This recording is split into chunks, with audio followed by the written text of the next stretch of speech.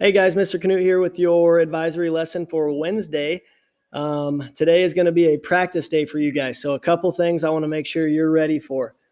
Obviously, we should have our SEL lead rubric filled in. We want to make sure you guys know the 5 core standards we're focusing on for SEL. And they are right here. I'm going to go over them. You have self-management, responsible decision-making, self-awareness, self-management, social awareness, and then relationship skills. So those are some of the focus areas. Make sure you can point those out. And then we have a couple that repeat as you go through, but making sure that you are ready to explain those and you know where to find those. So you know which core standard those would fall under.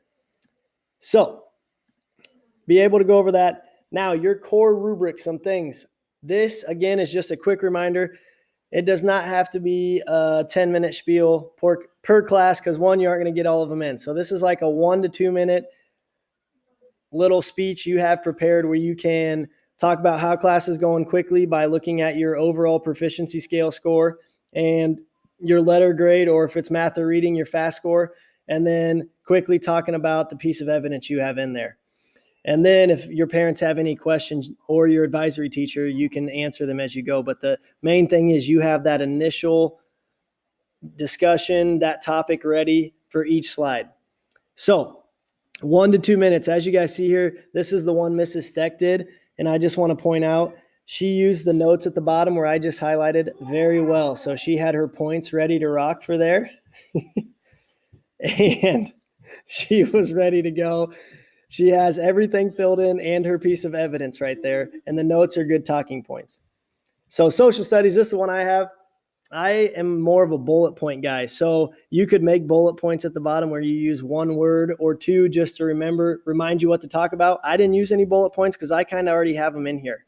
When I have claims and counterclaims and point of view, as long as I know to talk about those. So for me, that works. You got to do what works best for you. But I'm going to show you one. I might get this in like 40 seconds because I'm pretty used to this. So you get to the social studies side.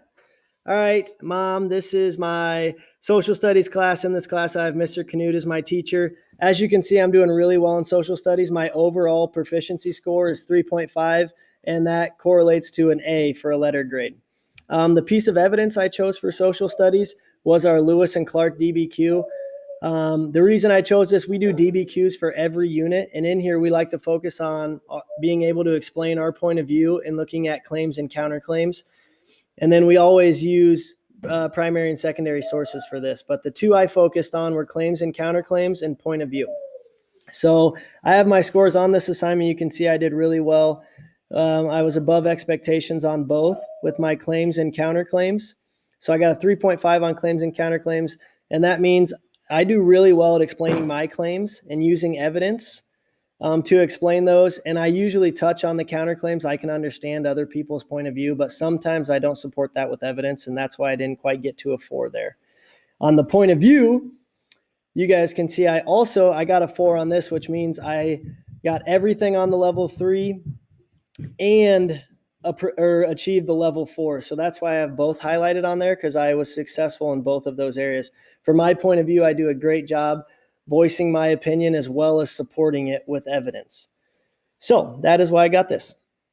And it can be as simple as that. If your parents have any questions, or if you wanted to spice it up, I might throw in a piece of evidence or that I pulled from the primary source if you wanted to, but that's really all it is.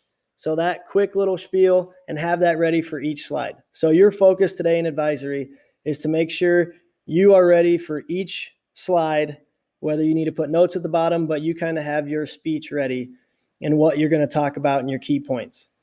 So right now you might take the first 5 minutes here to practice on your own, whisper in your head what you want to talk about on each slide, fill in notes at the bottom.